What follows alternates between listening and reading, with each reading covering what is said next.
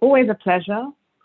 Hello and welcome to everyone that's tuning in live on YouTube and on LinkedIn. Very warm welcome to you today. It's always a pleasure on the last Friday of every month to be hosting Reach Live. My name is Reena Sangha. I'm the head of digital and connected health at Ipsos. Ipsos are a global market research and insight agency, and one of the joys of the job that I do is I get to talk to fantastic people from around the world who are making considerable differences in healthcare. And today I'm very excited because this next 30 minutes is going to go very quickly. We're talking about all things virtual reality, augmented reality, and mixed reality. And for that, I have Robert Louise here with me. So Dr. Rob, please introduce yourself. Hi, how are you? Thanks so much for having me. My name is Dr. Rob Lewis. I'm the chief of neurosurgery at Hoag Hospital in Newport Beach. And what I do is I specialize in combining minimally invasive techniques and advanced technologies in order to make brain surgery safer and less invasive, and ultimately with the goal of better outcomes for patients. Thank you. So Rob, there's a lot to get through, but to start with, we can't assume that everyone knows definitions when it comes to the world of digital health. There are so many technologies and applications for them. So I'd love to open with some definitions so everyone's aligned on what we're talking about today. So virtual reality, how would you define it? So virtual reality is a technology where a person can be completely immersed in a computer simulated world, and that world is meant to replicate their physical presence in another space. For example, in outer space or in an airplane or during surgery. So it's completely computer simulated and immersive, and therefore meant to make it feel like they're in that particular environment.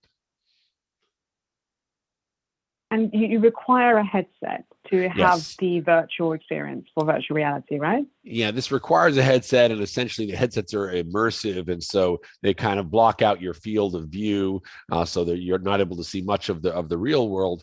And then typically when you're inside the headset, you're able to look around and realize that the digital world that you're in is circumferential. It's 360 degrees around you. And how about augmented reality? So augmented reality is taking somewhat similar computer-generated images or graphics or information and then adding it into our ability to visualize the real world. So for example, the simplest example of augmented reality is in our car, when the navigation display is projected into your field of view as a heads-up display. That's considered augmented reality. And that can be done through various technology forms, right? So the smartphone window or, Yep. Headsets and things that also exist.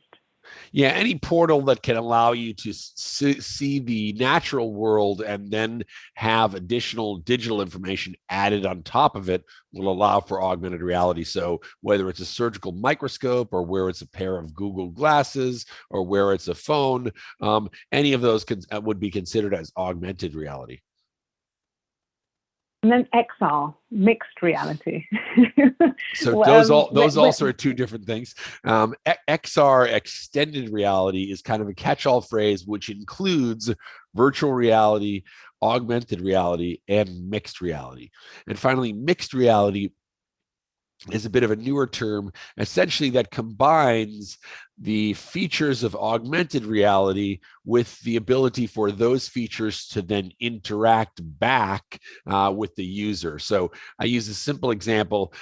In an augmented reality world, if there were to be a digital Coke can sitting on the counter, I would walk over to it and I would see it, even though it's not physically real, but I couldn't do anything with it. If it was mixed reality, I would walk over and knock that Coke can off of the counter and it would fall on the floor and spill all over the floor. And so there would be a reaction. So there's an interaction between the user or the person and the digital or augmented component. And that's what qualifies as mixed reality. Interesting. I think I actually learned another level of that today, so thank you. Absolutely. And we have a bumper attendee list today, and I can see, so many people have joined, and thank you for that. And I'm sure there's a mixture of people who are aware of it or not. I just want to say a big shout out to the International Virtual Reality Healthcare Association, in particular Bob Fine. Thank you so much for all of those that are attending from that group. Now, today is about you and your journey. Thank you for setting out the landscape. But I'm really interested in, how did you become interested in this world? So please tell me what happened. Yeah, so I was before I became a neurosurgeon, I was a neuroanatomist, and so my kind of primary interest was in studying the three-dimensional relationships of different structures within the brain. And then when I actually became a neurosurgeon, I was somewhat disappointed at the availability of technologies in order to do this.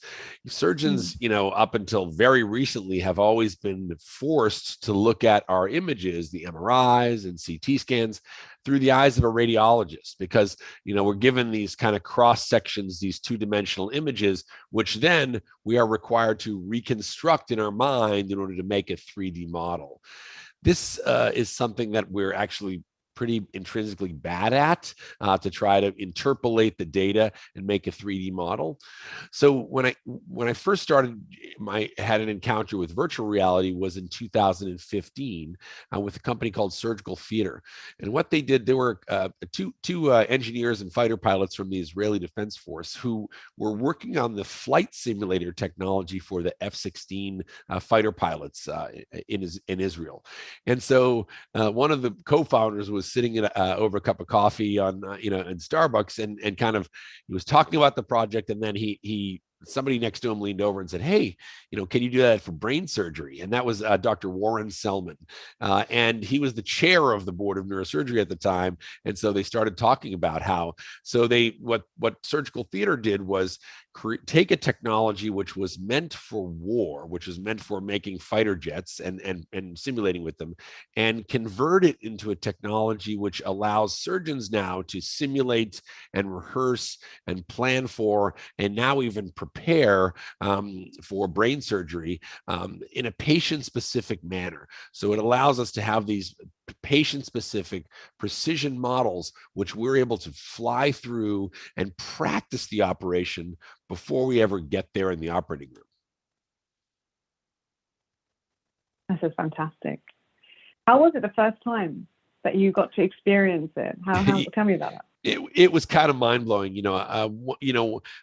Again, every day as a surgeon, we have some representative of another company kind of knocking on our door. "Oh, you have to try this new technology and that new technology." And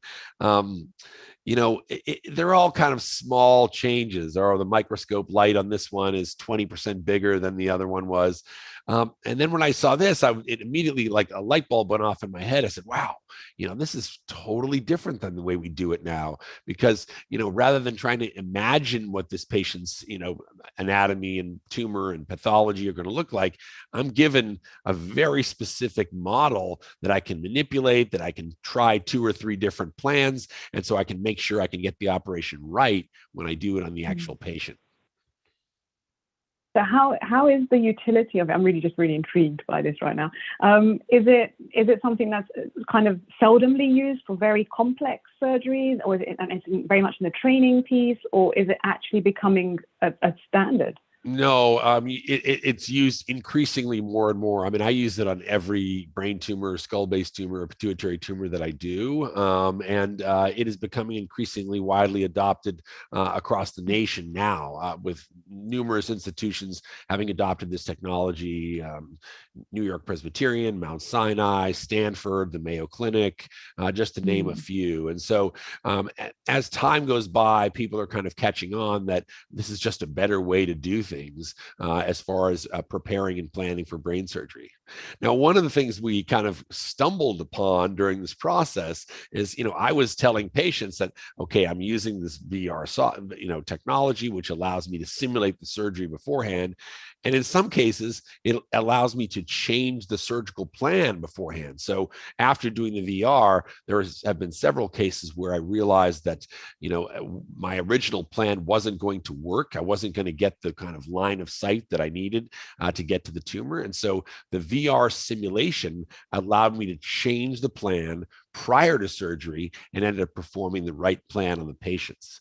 But this process of kind of explaining this to patients of how I do this and how I prepare, it started triggering a couple of the patients. Hey, listen, I'd like to see that. It's my brain. So, am I able to see it? And so we had this light bulb moment of like, wait a minute, this technology can really also be powerful to help patients to better understand their condition and including be more and more prepared for the upcoming surgery, which we have planned. Obviously, this is a really scary time going into surgery. And so anything we can do to alleviate their fears. And in this particular technology, what it does is it doesn't take away the fear of the operation itself, but it takes away the fear of the unknown, that they don't understand what they're going to be going into. And that's really been critical for improving our patient-reported outcomes. Oh, I can imagine. I mean, it's a game changer, right? To suddenly feel Absolutely. like that collaborative care model, right? I'm involved, I'm able to see it. And, I can imagine the patients just feeling so much more, empowered as well to have that knowledge. Let's talk about applications, because I think virtual reality is starting to see its role to be played in very niche spaces. And I know that you're very much involved in different parts of that.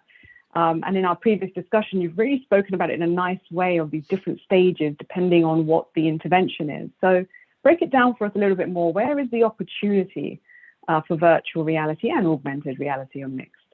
So because we had so much because we had so much success deploying the virtual reality in the surgical simulation and patient planning and surgical planning piece, the patients loved it so much. We understood that this is a technology that might be more broadly applicable to enhance the patient experience. But what I started to do is dig a little bit more into the research and the supporting research behind not just advanced visualization technologies for simulation and preparation for surgery, but also into immersive therapeutics. So virtual reality and augmented reality technologies, which actually have a therapeutic benefit by way of the content that's included in that. So, over the next few years, I really started to dig into the space and work with many of the industry leaders, including people like Walter Greenleaf and Bob Fine from the International VR and Healthcare Association, and kind of progressively over time develop this model of how to look at where these different technologies stand in the spectrum. And so I kind of built this structure. We have a little graphic that I kind of use to help explain it. But the idea is that all of these technologies are going to enhance the patient experience, that because of their immersive nature, whether you're walking them through their plan for surgery or putting them on a beautiful beach so they can just have a moment of mindfulness, all of them enhance our ability to improve the patient experience. But beyond that, I started digging into where does the evidence stand? It was supporting some of these technologies, not for patient experience, but for actual therapeutic benefit. And so based on what I found, I kind of developed this 3-tier strategy of how to look at these different technologies. So number one is the first category is deploy. This is technologies or softwares or systems which I believe have sufficient scientific evidence to just put them into practice. Let me give a couple of examples of that. Acute and chronic pain. There are more than 500 published peer-reviewed articles for the use of virtual reality treatment in the setting of acute and chronic pain. So, and yet this is not something that's covered by or paid for by this CMS, by Medicare or by commercial payers.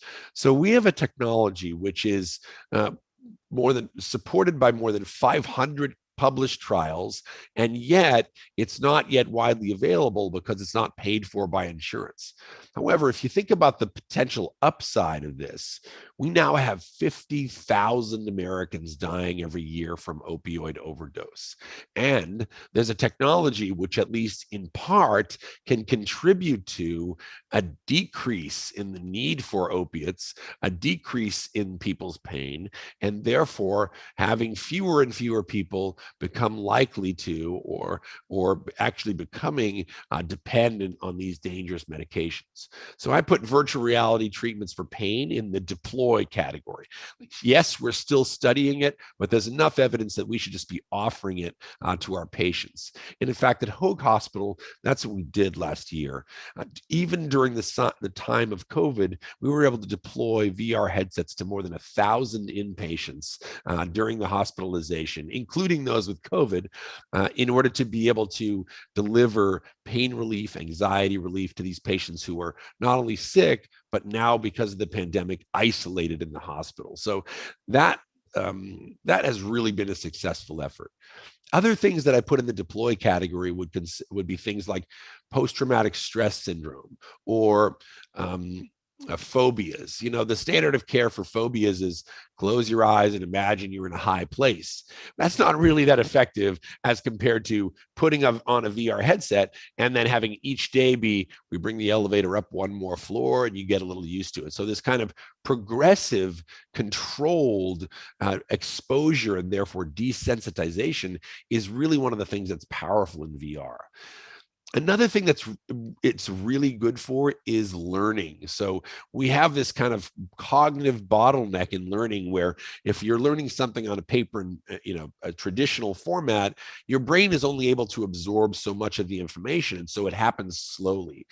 In virtual reality, because you're immersed in the environment, it's able to unlock all four of the brain's learning systems. So the cognitive system, like we talked about, the experiential system, because you're immersed in it, the behavioral system, because it feels motivating to you, and the sorry, I lost the three there. And the sensory system. So you're actually feeling and experiencing what it is to be there in that environment. So it really does unlock a key to more advanced learning. Beyond the deploy category, there are other technologies which are out there but require more research in order to kind of get them ready for, quote, prime time. So we're working actively with many of the companies to help prove out the use case. And then finally, we put in the outer sphere, develop. So there are many technologies and many clinical problems which our clinicians have, which we are listening to them and saying, okay, is this something we could build a solution around in order to address an unmet need? And this is what we've done in partnership between Hoag and Behavior in order to create Behavior, which is our product for maternal mental health. Oh, that's just so much rich content in a short space of time. So well done. You went through a lot of examples there, which are very powerful. So deploy, we know they work. Let's get moving. Let's really advocate to get them out there. Research, we're starting to see the benefits of it, and we're generating more evidence. And develop where there's unmet needs and that we can really grow. But you talked about maternal health, and that's something that's extremely important to Reach and the initiatives that Reach run, as with the Save Mums campaign and such things. And I know you've been involved with Nurture VR too, right? So talk to us a little bit about that and that initiative. Yeah, so this was a great project. What we started off, I have a passion for mental health. I'm a neurosurgeon, but we all have family members and friends and colleagues who've been afflicted by different mental health conditions, from schizophrenia to addiction, and even now, coming out of the pandemic, I think it's even worse because many people have been subject to isolation. In addition, the disparities of availability of care. I mean, even in wealthy communities, there's not sufficient access to care for these things. And of course, across other communities of different socioeconomic classes and different ethnic and racial backgrounds, there just isn't access to care for mental health, and there's this stigma around it, like, that these people are choosing to be crazy, or they're choosing to become dependent on something, and that's just not what the science shows. I mean, these are medical conditions, and so we have to really rethink the way that we address them.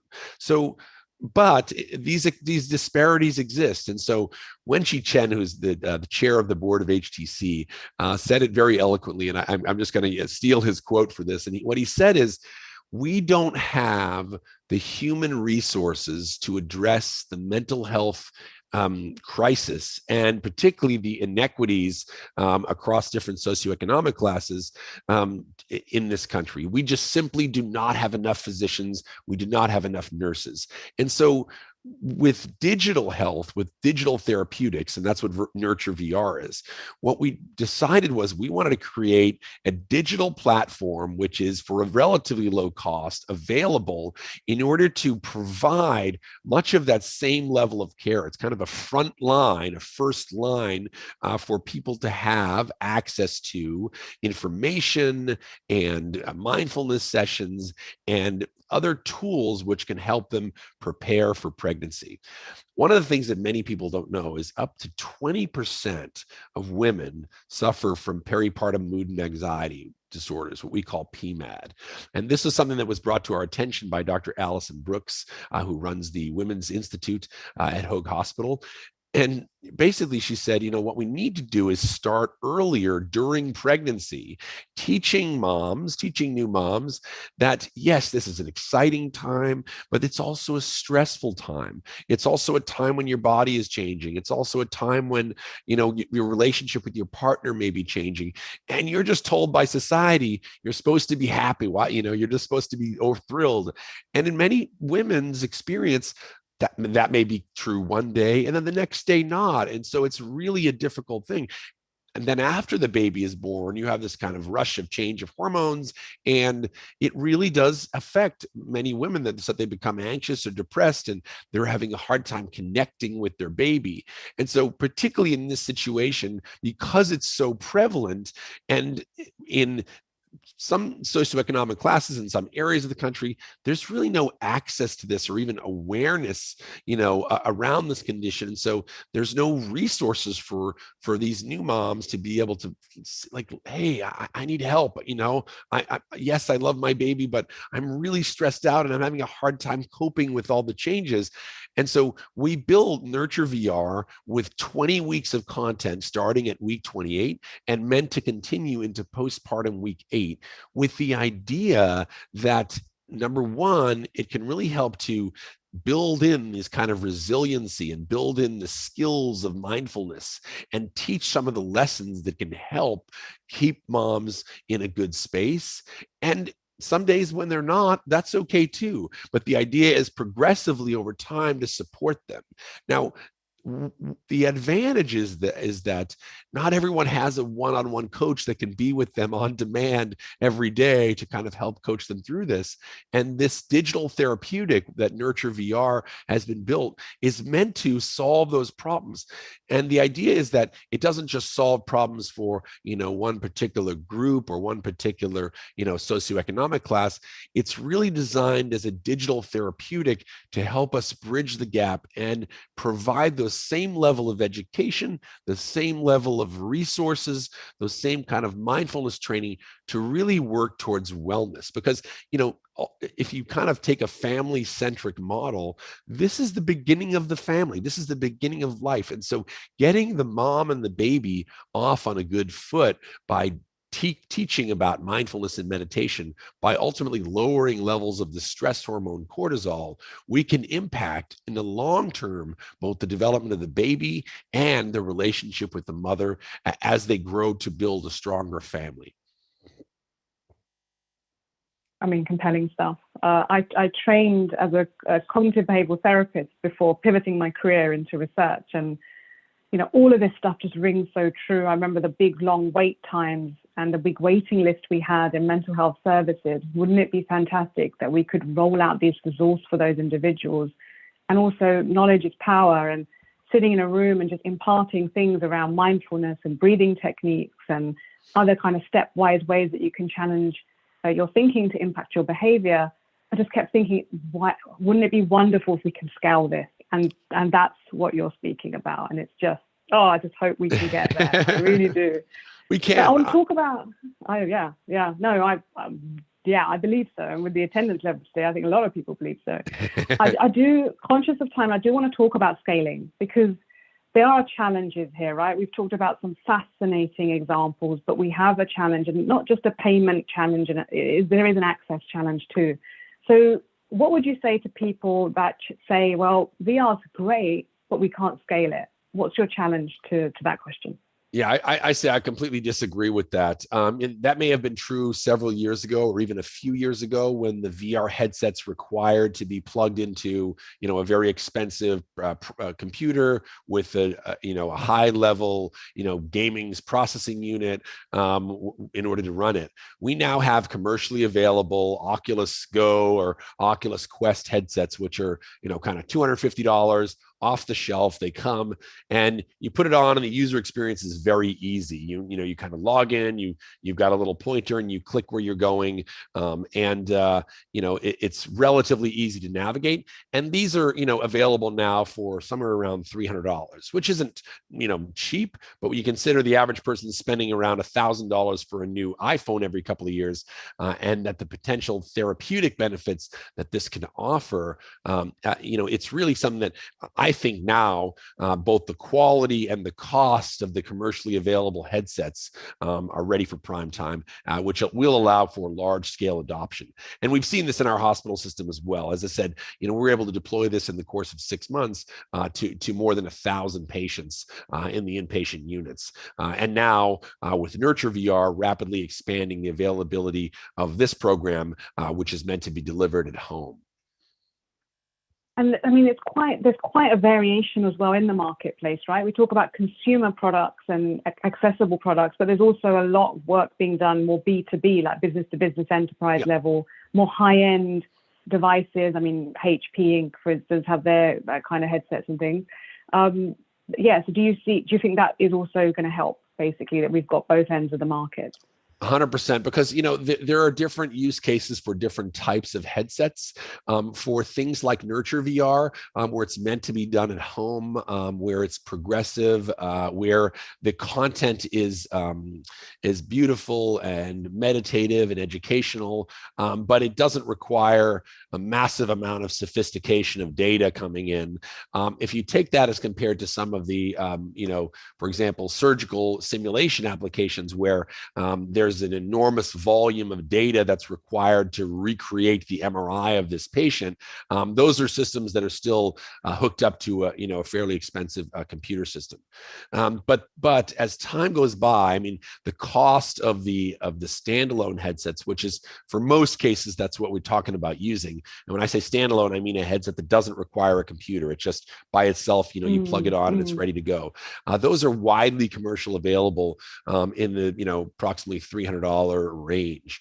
So if we talk about other things, other applications which can help with digital health, things like a phone with apps to track your diet or to track certain behaviors, or a Fitbit or iWatch, which is $200-300 or more dollars, which is tracking your steps. In this case, this is a tool that again is a frontline digital therapeutic. So if you're talking about, for example, someone with addiction and they are struggling in the nighttime with the relapse, if they can just get to the point of putting on the headset, it might be that particular session is able to get them through that 20 minutes or 30 minutes of craving. And so really kind of keep them in line, because again, the problem of access, there isn't in the middle of the night physicians or therapists standing by waiting to be able to help those in need. And so again, this idea that the digital therapeutics, that virtual reality, augmented reality can serve